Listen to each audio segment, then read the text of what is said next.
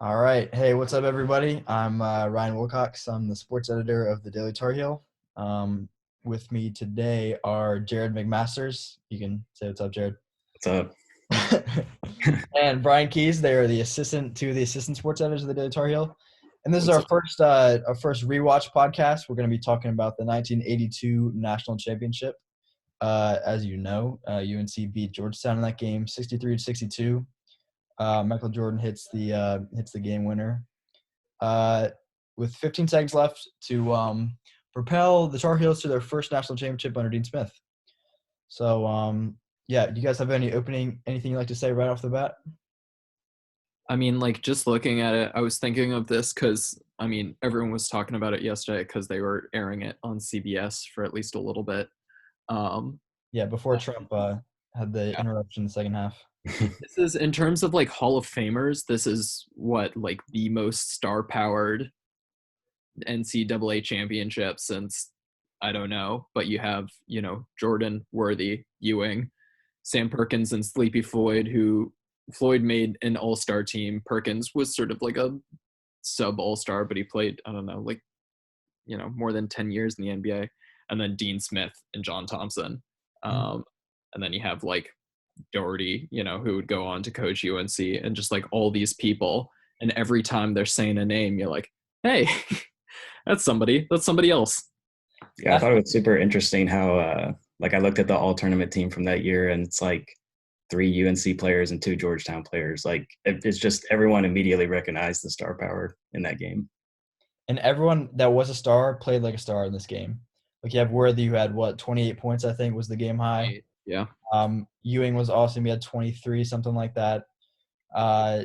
Jordan was – so the thing about Jordan to me was, like, I guess in my mind I always had this concept of him on this team as, like, oh, yeah, he's like a six-man, seventh-man role player guy, and then hits this shot that propels him to stardom. And, like, he always kind of said that this was the thing that, gave him the confidence to become an NBA superstar or whatever the case may be.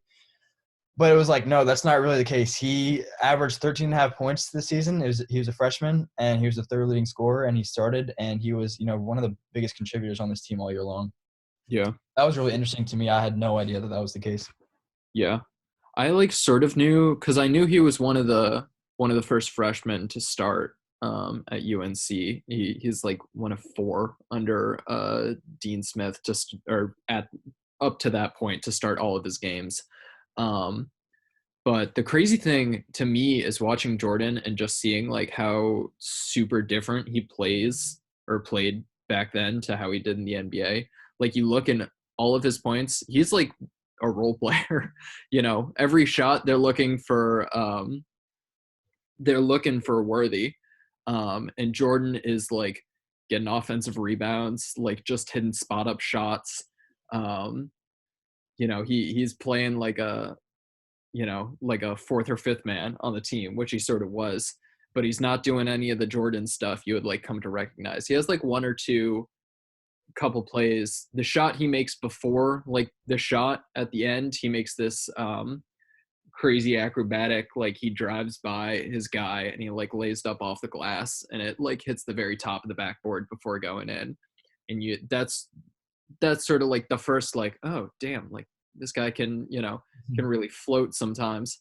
But he's not, you would not watch this game and be like, oh yeah, that's gonna go be one of the 2 best NBA players of all time. Yeah, that's definitely something that stuck out to me in, like, the final 10 minutes or so, is, like, you can tell, like, James Worthy is getting kind of tired from, like, carrying the team for the first 30 minutes. And, like, Jordan scores, like, 10 second half points, and he gets a couple of them off offensive rebounds and things like that. And he sort of, like, shoulders the burden through the final few minutes and everything. Yeah, and then I wrote it down that the announcers actually said, so UNC at, like, the 5:11 mark or whatever it is, go into their stall. It's weird because they're playing, like, a half 4 corners, because usually they did it, like, the entire half court, and they're sort of playing it in, like, a quarter of the court. But they're also they're only up 1, so they're looking for a backdoor cut. So they're trying to do stuff. They're not just passing it. But the announcer says the guy that seems to be a little shaky right now is Michael Jordan. Yeah, you Yeah, almost I wrote that down in my notes too. And they're talking about how he keeps like picking up his dribble and it's like letting the Georgetown defense overplay him and it's throwing everything out into whack. And you're like, man, when was the last time someone said Jordan looks shaky in a clutch moment? The funny thing about that too is like 1 minute after that is when he hits the acrobatic layup that you were talking about, where he just spins off his defender and throws it off high off the glass. Yeah. Yeah, I mean, I guess we can get to the shot now. So I wrote down some notes just about the shot. It was the kind of shot that was open all game. They leaned on the zone. Georgetown did for a lot of the game. And that wing jumper is a shot that guys really didn't take that often relative to the shots that UNC was trying to get. Did y'all hear that UNC shot 75% for the tournament going into that game? Yeah, In I the heard second that. half in the tournament. Just insane. So obviously they're not leaning on the outside jumpers as much. But it's the kind of shot that was open all game, and then famously, Dean Smith predicts in the timeout that Georgetown would focus on Worthy and Perkins, draws up a play for Jordan, meets Jordan's eyes and tells him not to be afraid to shoot if he was open. And he wasn't, and he made the shot. And then, like I said, it's sort of the thing that supposedly propels Jordan to have this career he has in the NBA. Says multiple times that before he would take game-winning shots with the Bulls, he would sometimes think back to his shot in the 82 game that propelled North Carolina past Georgetown. I just think that's really interesting.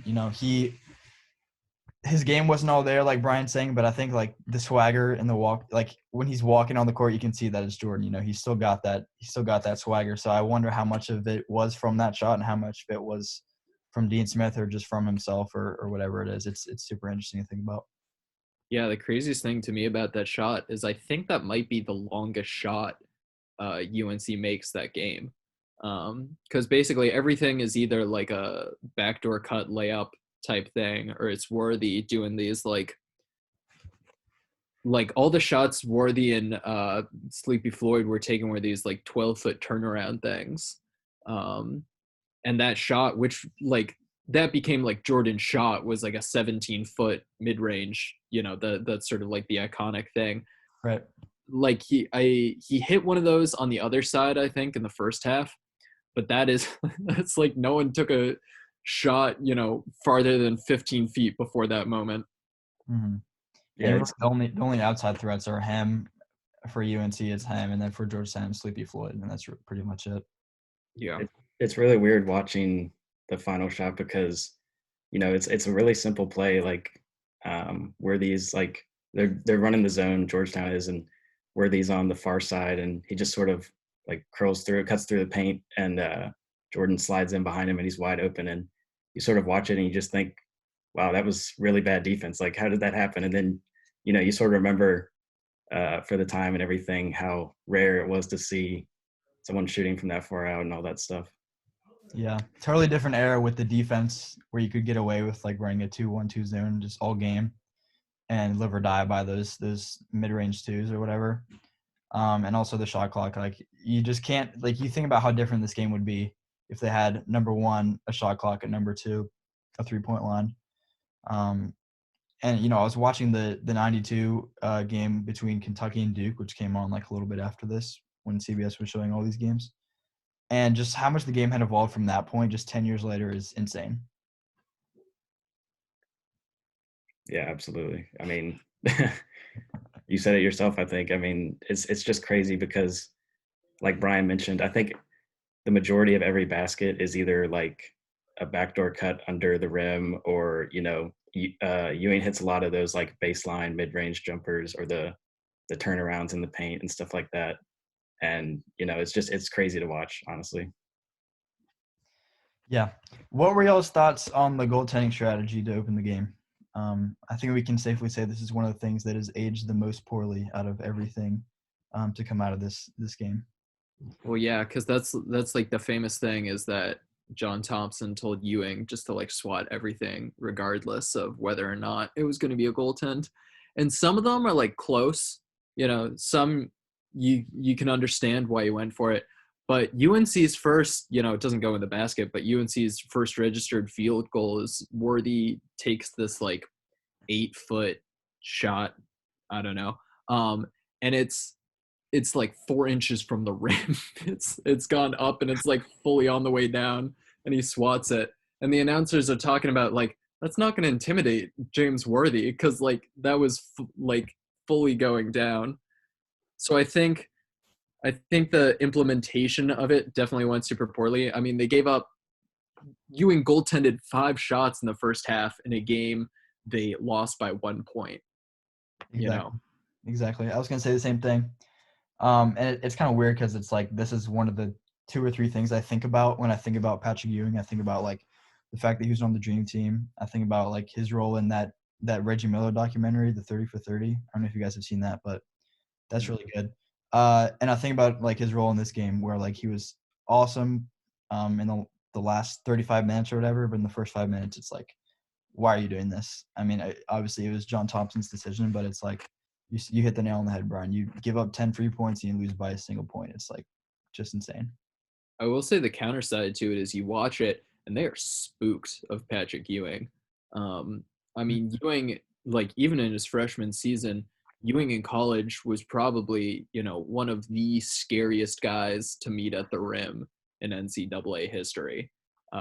Especially later, like this was sort of the start of the like Hoya paranoia thing, and then by his junior year, no one wanted to go at him.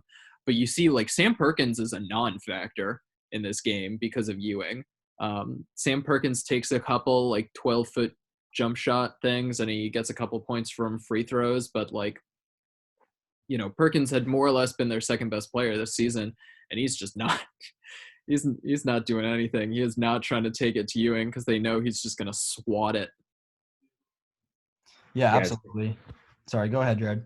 It's just kind of weird because, like Brian mentioned, like it's the start of the Hoya paranoia era, and everyone we know what we know now about Patrick Ewing and all that stuff. But before the game, Musburger is like, yeah, this is sort of a relatively unknown Georgetown team, and it's just super weird to hear him say that and to consider the goaltending strategy effective when you're not even creating a reputation for yourself at the time because of that. Like, just teams at the time weren't really intimidated by it, I think. And I'm honestly kind of shocked there wasn't sort of a revolt against John Thompson, saying like, hey, coach, can we try not to do that, maybe something like that. Maybe once, maybe not 5 times, and give up 10 whole points. It's just insane. So that stretch is like what helps James Worthy out to get like 16 of UNC's first 22 is what I think it is. Yeah. And just awesome in the first half. Just turnarounds in the paint, just every kind of shot he's getting it done. It's insane. It is crazy because like, I mean, that's kind of the closest you see to Worthy being an alpha dog. He only averaged like 15 points a game. He was UNC's leading scorer for the season, but it was like they had a bunch of guys all averaging 10 points at least. But because on the Lakers, like Showtime Lakers, he scored a fair amount, but he was playing with Magic and Kareem, so he would do these like he would have this post up on the left block and turn around spin, and that was kind of his one move, and everything else was like run the fast break 30 times, hit these running hook shots things on the move. And it wasn't really like Worthy's team ever. So it's really interesting to see them basically go to him every single time. And he's like doing a lot more stuff than he would later. Yeah, I mean, he was seriously talented. Like, we were talking about this the other day on Twitter, Brian. Like, he was the first overall pick, and Dominique was what, third? Yeah, third. And just how different both of those guys' careers would have been if, Worthy gets his own team, and you see Dominique on Showtime. Like, I think Dominique wouldn't have won as many titles as the Showtime Lakers did win with Worthy, but it's like would have got some of the greatest highlights of all time for sure. Yeah, I just think about James Worthy now, because like obviously you watch those like 80s Lakers Celtics and you're like, oh, like no one, I don't know how good the teams would be comparably, but like the style of play is just so radically different. Like they're not running any pick and rolls. They're not, really spreading the floor. It's all these like post ups, constant motion type stuff. But I just think about, because Worthy was like one of the 5 fastest players in the NBA when he was playing, and he was 6'9". And you just think about like what that would look like today. If they just spread the floor, if he, like not exactly comparable, but if they just make him into like tall Westbrook or something, and you're like, you know what, just attack every single time from the perimeter and just like cook these guys that they're trying to put on you.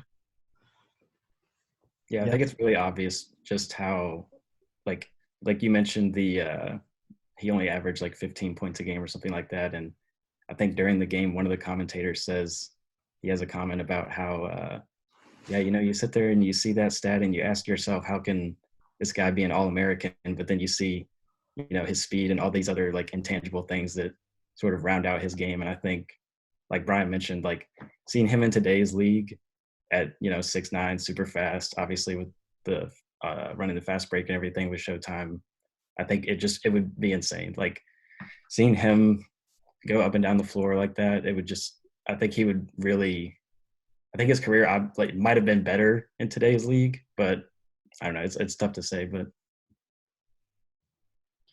yeah, and really the beginning of big game James, obviously, as we know him now. Yeah, I mean, what stuck out to me, Brian, you're talking about the pick and rolls and everything. It's like there's really no offensive structure on either end. Like guys are making the right passes and moving around and obviously looking to get the ball inside first and foremost. But it's like the defense can kind of move around just like an amoeba, like in the zone. It's really just like bouncing around towards where the ball is, and you can't really hurt them with outside shooting at this point. It's like no one even really thought to, I guess the 3-point line obviously like factors into that, but no one really thinks to just beat the guys with the outside shot and say, hey, look, we can put out like 4 guards and try and beat you that way. It's just really not how basketball was played at all. Yeah, and I also just think about like how, I mean, you talk about shot selection and the lack of 3-point line and everything. And then you see like how they're getting the shots that they're doing, and it's so totally different. Like, even in the 80s, like professionally, and later people were taking these, 12 to 15 foot jump shots, but it's like they would start out at the 3-point line and they would, hit a crossover and a counter and, take 3 dribbles to their spot and then shoot or something like that, like the classic Jordan, Kobe, Iverson.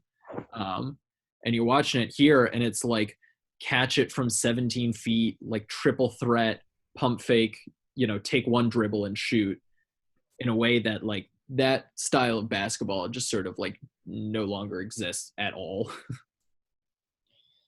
Yeah, also the physical aspect. I really enjoyed seeing Matt Doherty out there looking like a high school sophomore. That was pretty cool.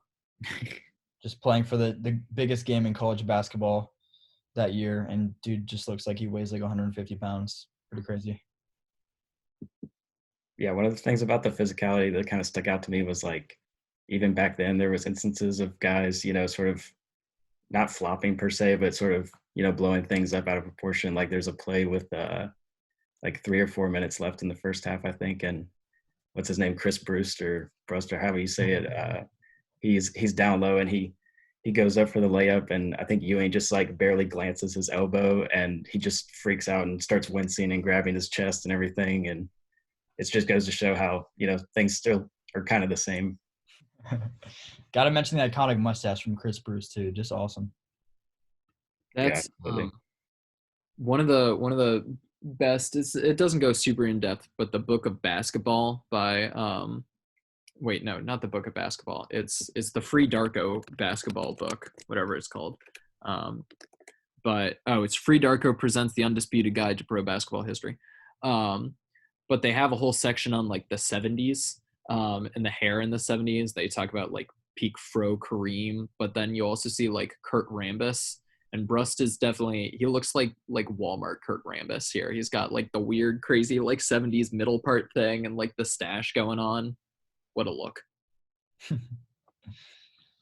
I enjoyed that. I enjoyed the broadcasting quirks as well. Like we get a solid 60 seconds about referee Hank Nichols and how he teaches at Villanova and how he also refereed the NIT championship, which I thought was just pretty superfluous information, but good to know nonetheless, I guess. Yeah, the whole like broadcast thing is totally crazy. The fact that they don't show the score or time for like 90% of the game. You're like trying to watch it, and even like watching it to take notes, you're kind of like, what's happening? And someone will score and they won't show the score. And you're like, who's in the lead? You know, because the entire game was like within 1 or 2 points. So the lead changes a bunch of times and they just don't tell you. Like you have to keep track of it. Yeah, it was just a super weird decision process that like it just didn't make sense to me because I think with like, 5 or 6 minutes left when UNC you can sort of see they're starting to execute like the four corners to some extent. And it's like every time they think they're about to stall, they'll flash the clock in the corner and then they'll just take it away when Georgetown gets the ball or something. And it's just like a super weird decision that, I don't know, it just didn't make sense to me. Also, like, can we acknowledge the fans just very loudly booing UNC every time they were about to stall in the final minutes? Yeah, I was wondering about that. I was wondering if they were neutral fans or what, but it's like obviously not fun. Like it was weird because did y'all hear the broadcaster when he was like, people say they don't like the stall, but it's really tense right now, isn't it? Like it makes for a good game. I was like, no, not really, dude. This is kind of boring. It's awful. Which is tragic to say because that's like the quintessential UNC thing is the four corners, but it's a stall offense, and you watch it and you're like, oh, this sucks. Yeah. You're not doing anything. Huh.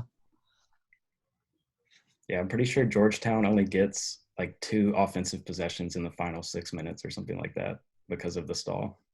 Yeah. It's whack. I honestly feel like because you watch the game and Georgetown, I mean, like it's close for most of it, but it definitely, just looking at it, it kind of seems like Georgetown is the better team. And you definitely get the feeling that like if there was a shot clock, they probably would have won. Because UNC burns, 3 minutes in total time just by like holding it and passing it around. And then, I mean, like Georgetown they kind of blow it at the end. And like Floyd Patterson misses.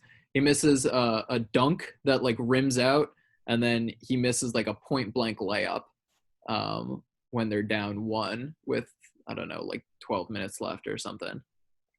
Yeah, I actually wrote down that same play because like to me that was one of the plays that really exemplified like how, it seems like the entire game Georgetown is the better team almost, and they'll go on a run and they'll get ahead by like 3 or 4. And then they'll collapse, they'll turn it over a couple times or they'll give up an easy basket or something like that. And they just can't pull away. And then because of UNC stalling, they're able to stay in it the whole time and get the final shot. Yeah. And then you got to mention the fact that like they don't even get a final shot off when Fred Brown throws it away to James Worthy, which has got to be like the greatest gaffe in college basketball history. Yeah, I mean, like UNC's first 2 national championships have probably like the 2 biggest mistakes with that turnover. Yeah, for sure. Better to be lucky than good sometimes. College basketball, dude, you got to be lucky and good. That's true. I do feel like because the shot Sleepy Floyd hits right before the Jordan shot definitely had some like Jordan shot potential if Jordan had missed that shot. And it's objectively a cooler shot. Like Jordan just hits this spot up from 17 feet. But the shot before that is Patterson. He like fakes out Sleepy Floyd. Black, and then he like hits this crazy like double clutch shot in air. And you're like, oh, that looks like a game-winning shot. It just happened with like 1 minute and 27 seconds left. Yeah, I think the only thing with that one was that Sleepy Floyd, it didn't go clean in. It like bounced off the rim and then went in. Like they got the Georgetown benefited from the soft rims a couple times there late, but definitely agree with your point about stylistically just a cooler shot. But yeah, to me the fact that they didn't even get a shot off is like one of the biggest. It just is a culmination of what we were talking about of all the little mistakes Georgetown made in that second half. Yeah. Thankfully, I mean, like, you look at Ewing's college career, and he makes 3 national championships. He only wins 1, but, like, making 3 has got to be one of the best runs for a 4-year college player since, what, like Kareem? Yeah, and then I think that 4th year he made the Final Four, and, it's one of the most accomplished careers you can have, really. Yeah, up until late, and probably the most accomplished post Kareem. If that makes sense. Yeah. What do y'all think would be different if like UNC had lost this game? How would the legacies of everyone involved be different?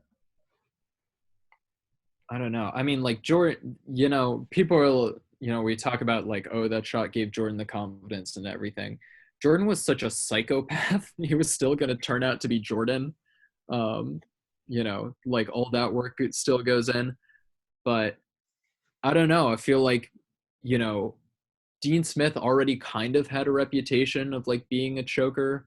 He had made 4 national championships before that, I think, 3 or 4, and had lost all of Bunch of them. Final Fours. Yeah. And like that was the whole reputation before it. And that's like the famous DTH line that Tim Crothers always references is on, what is it, on the 7th try, Dean made national champions. So they made the Final Four 7 times or 6 times before that. I don't know, making the Final Four 7 times and no national championships is a pretty rough reputation to shake. Yeah, to me, the Dean Smith legacy is the one that takes the biggest hit if UNC loses this game, just because of what Brian outlined. And then, obviously he's sort of has that reputation of one of the winningest coaches of all time, but also he lost a ton of games.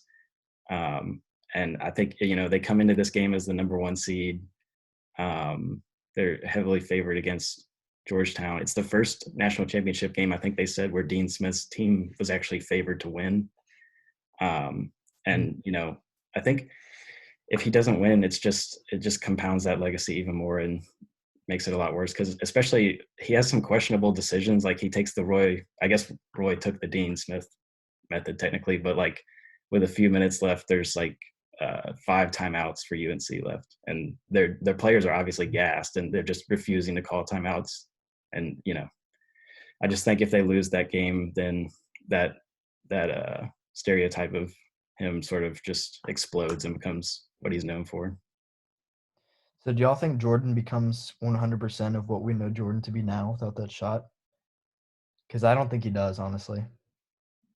Nah, because I'm still of the mood. Like Jordan was so good because Jordan was insane. And like, the joke from this NBA season about how when Jimmy Butler joined the Heat, he like got to a practice at 3 a.m. or something. Like that was peak Jordan insanity. He was like, all right, not only am I going to be the most naturally talented person on the planet, I'm going to go lock myself in this room for 12 hours, practicing one shot type of thing. So I think that like he was just too talented and too like maniacally driven to improve that like there's no way he doesn't become, at bare minimum a top 5 player, if not, a top 1 or 2 player. Yeah, I think the one shot isn't enough to define him just because of his mentality alone. Like when I was watching the game on YouTube, one of the suggested videos right after it ended was a clip of an interview from Jordan talking about a camp where it was a bunch of high school prospects and like OJ Mayo was there, and OJ Mayo was basically challenging him to one-on-one, and Jordan basically sent all the campers to their rooms and just like absolutely schooled OJ Mayo and told him to sit down and that he was one of the greatest ever and stuff like that. And I just think that because of that mentality, he would have been, like Brian said, probably like a top 5 player all time, no matter what, because he had the talent and he had the mentality. And I don't think that one shot would have defined everything for him. I don't know. I think it definitely sets up the next few years of his college career. And I think the way that he talks about that shot is like he literally attributes that to, like, he'll say, Dean Smith's the reason I'm here. UNC basketball is the reason I'm here. But also that shot is what gave me the confidence to become who I became. Yeah. So I don't know. I think it's an interesting debate for sure. Yeah. Jordan's also less so. Like Kobe did it way more, but Jordan was pretty good at sort of crafting his own narrative. So he had the whole like, I was cut for my, high school varsity team, when in reality, like the varsity coach was like, yeah, we basically like never had freshmen on, and also he was pretty small. Like it was clearly he was the most talented person, but just like for whatever reason it wasn't happening. And Jordan talking about like, oh, they doubted me, blah blah blah blah blah. It's like the Warriors saying like people doubt us. I'm like, no one doubts you. One of my favorite Jordan stories is that in interviews, like when he was in the pros and stuff, whenever he would like make up a fake name to like say like basically like a Joe Schmo, like an average schmuck kind of guy, he would use the name of the guy that made the varsity team over him sophomore year. Like I think it was like Eric something. So he'd be like, yeah, if I was just like a regular Eric Smith kind of guy, and like 20 years later, still taking shots at this dude. I think that's just hilarious. Yeah, that's that mentality, man. I mean, he was going to prove everyone wrong no matter what, I think. So, All right, y'all have won me over. I think he would have became Jordan no matter what.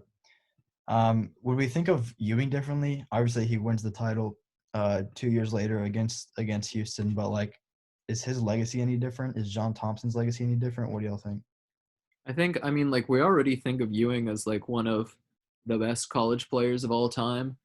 And I think if he like, how many college players have 2 national championships? It's Kareem and I mean, in the modern era, it's like Leitner, yeah. and Joakim Noah, Al Horford, I guess. yeah, it's very rare. It's a The very guys rare on those list. Duke teams and the guys on those Florida teams. And I mean, like Ewing was a better player. I mean, you can make the case for college Ewing versus college Leitner. But like that, I usually when I'm thinking of like greatest college players ever, one, it's got to be guys that like stayed a while, but it's usually like Kareem and then Pete Maravich. And then it's probably, if Ewing wins 2, he's probably like top 3 undisputed, as part of that legacy. And I don't know.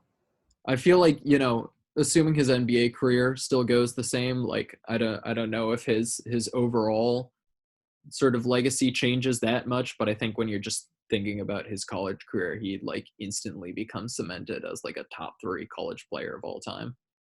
Yeah, I think I agree with you about the his NBA career not really changing that much because, I think it's safe to say like he's probably one of the like 4 to 7 greatest players to never win a ring. Behind like John Stockton, Karl Malone, Elgin Baylor, and I guess maybe Charles Barkley. But yeah, like I don't think obviously him winning another college championship isn't going to change that much. But yeah, I agree. Like that run of just if he had won that title and then you go to another national championship, then you win another national championship, and then you go to the Final Four. It's almost impossible to top a run like that. Also winning over that North Carolina. I mean, like that North Carolina team is seen as one of the most talented college teams of all time. So, it's not like, I think strength of opponent matters a lot too. So, like beating Virginia won their national championship fair and square last year, but, no one's going to be like, oh yeah, that Virginia Tech team, like all-time team. But, beating Jordan, Worthy, Perkins, Dean Smith, all sort of at the peak of their college powers. Yeah, definitely. So yeah, I think that's all I got as far as my notes on this game, guys. You guys have anything else to add?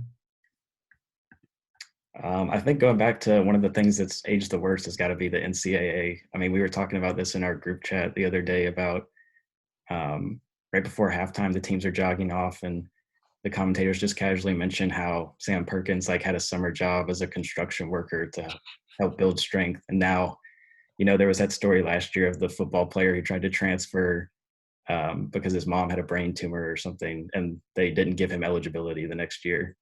Oh, and yeah. it's just it really shows how they've aged the worst over the last decades. No way NCAA is letting that happen today. Absolutely not. I did want to mention the fact that you have every UNC coach of the last 50 years in this game. You have Dean Smith, Roy, and Bill Guthridge on the sidelines. Then you have Matt Doherty playing in the game. Nothing really to add besides that, but I just thought that was super interesting. Yeah, UNC doesn't fire coaches. They fired Doherty for pretty good reason, but Smith retired, Guthridge retired. They're not, there's no way they're going to fire Roy Williams ever.